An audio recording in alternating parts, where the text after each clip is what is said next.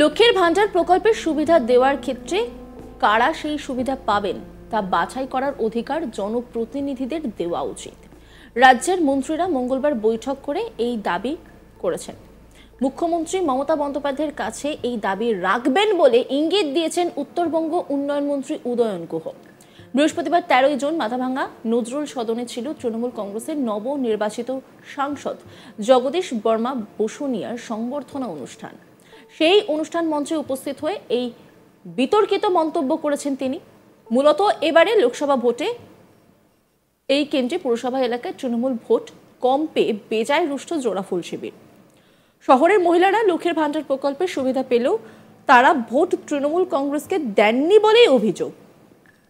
এদিন উত্তরবঙ্গ উন্নয়ন মন্ত্রী উদয়ন গুহ বলেন, উত্তরবঙ্গ উন্নয়ন দপ্তর থেকে মাথাভাঙ্গা 1 ব্লকে 4 কোটি ও মাথাভাঙ্গা 2 ব্লকে 10 কোটি টাকা বরাদ্দ করেছি, কিন্তু মাথাভাঙ্গা, দিনহাটা, কোচবিহার শহরের জন্য টাকা বরাদ্দ করিনি। তিনি কি বলছেন শোনাব আপনাদের।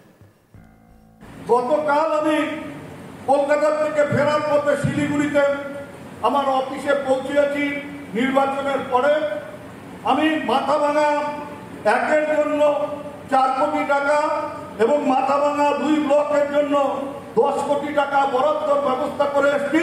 মাথাভাঙ্গা শহরের জন্য 1 টাকাও দেওয়া হয়নি এবং শুধু মাথাভাঙ্গা শহর না, আমার নিজের দিনহাটা শহরের জন্য আমি 1 টাকা বরাদ্দ করিনি এবং কুচবিহার শহরের জন্য 1 টাকা বরাদ্দ করিনি। শহরের মানুষরা একটু গ্রামের মানুষের থেকে বেশি বুদ্ধিমান, বেশি চালাক। তাদের এই উপলব্ধিটা করতে হবে যে তারা উন্নয়ন চান, তারা এগিয়ে যেতে চান না ধর্ম চান। আমরা গত কয়েকদিন ধরে কলকাতায় দলীয় সভা করেছি।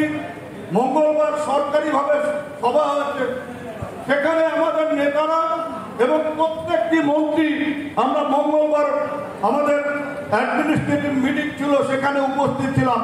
প্রত্যেকের একটা কথা যে আমরা দিদির কাছে আবেদন করব, দিদির কাছে বলবো যে লক্ষ্মীর ভান্ডারের ব্যাপারে আমাদের হাতে, অর্থাৎ জনপ্রতিনিধিদের হাতে কিছুমাত্র ক্ষমতা দেওয়া হোক, যাতে আমরা দেশে অন্ততপক্ষে এটা ভাবতে পারি যে কার লক্ষ্মীর ভান্ডারের প্রয়োজন আছে, কে লক্ষ্মীর ভান্ডার নিয়ে এই কথা বলেন যে কার বাবার টাকা দিন।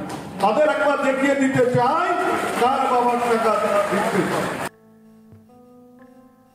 মাছের দেহ পচার আগে প্রথমে পচে মাথা, তেমনি তৃণমূল কংগ্রেস দলে সাধারণ কর্মীরা তখন গোষ্ঠী সংঘর্ষে জড়ান যখন দলের মাথার নেতারা গোষ্ঠী সংঘর্ষ করেন। এবার লোকসভা নির্বাচনে তেমন কোনো ঘটনা ঘটেনি, তাই কোচবিহার লোকসভা জিতেছে তৃণমূল। এই মন্তব্য করছেন উদয়ন গুহ। তিনি ঠিক কি বলেছেন শোনাবো আপনাদের। কিন্তু পাশাপাশি এক কথা বলতে আমার বিন্দুমাত্র দ্বিধা নেই। মাননীয় রবীন্দ্রনাথ ঘোষ মঞ্চে ছিলেন, তিনি একটা কথা বলেছেন, ওর সামনে বলতে পারলে আমার ভালো হতো। ও বলছিলেন যে লক্ষ্মীর ভান্ডার, তার ফলে মা বোনেরা দলে দলে আমাদের ভোট দিয়েছেন। অস্বীকার করার উপায় নেই যে লক্ষ্মীর ভান্ডার আমাদের ভোট বাড়িয়েছে। কিন্তু পাশাপাশি এক কথা বলতে আমার বিন্দুমাত্র দ্বিধা নেই যে লক্ষ্মীর ভান্ডার পেয়েও অনেক মহিলা বা তার পরিবার আমাদের ভোট দেননি, তার অনেক প্রমাণ আমাদের হাতে আছে। গতকাল আমি একটি কথা বলেছিলাম যে লক্ষ্মীর ভান্ডার তো শহরের মহিলারাও পাচ্ছে। কুচবিহার শহরে আমরা 18,000-এর বেশি ভোটে হেরেছি। তাহলে কুচবিহারের সব মহিলার কি, কুচবিহার শহরের সব মহিলারা কি আমাদের ভোট দিয়েছে? দিনহাটা শহরে আমরা 2000 ভোটে হেরেছি। সেটাও প্রমাণ করে যে লক্ষ্মীর ভান্ডার পাওয়া মহিলারা সবাই আমাদের ভোট দেন। সেটা তাদের ব্যাপার, নাও দিতে পারে। কিন্তু একটা দাবি তো আমরা সরকারের কাছে করতে পারি। কত বেকার যুবক চাকরির ইন্টারভিউ দেয়, চাকরিতে সিলেকশন হয়ে যায়, কিন্তু পরবর্তীকালে দেখা যায় পুলিশ ভেরিফিকেশনে তার চাকরি আটকে যায়। তা পুলিশ ভেরিফিকেশনে যদি একজনের চাকরি আটকে যায়, তাহলে পুলিশ ভেরিফিকেশনে একজন কেন লক্ষ্মীর ভান্ডার কেন আটকানো যাবে না, এটা আমার মাথায়।